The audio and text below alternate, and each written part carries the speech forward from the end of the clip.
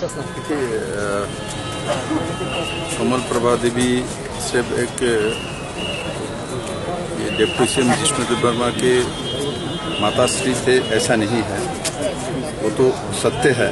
साथ ही साथ आप एक बहुत बड़े समाज सेवक थे और लेखक थे, साहित्यकार थे और इनको राज्य सरकार ने दो बार, एक बार कंचन प्रभा देवी के अवार्ड से पुरस्कृत किया है। 2002 में भी उनको पुरस्कृत किया गया था। और खेलागर उनका 1999 पे जो किताब लिखी गई बहुत ही बेहतरीन साहित्य का निदर्शन है वो।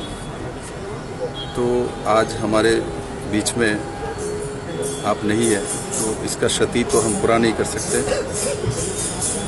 मैं इनके आत्मा का शांति हो और सद्गति मिले ऐसा कामना करता हूँ। साथ ही साथ इनके पूरे परिवार के प्रति मैं संवेदना व्यक्त करता हूँ और मैं ऊपर वाला के प्रति प्रार्थना करता हूँ कि आप लोग इस दुख के गम से जल्दी उनको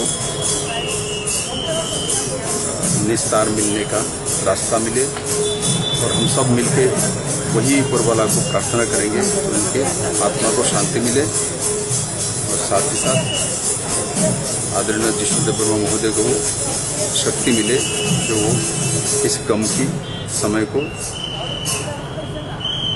सह सके। सर, अलग एक घोषणा आपने की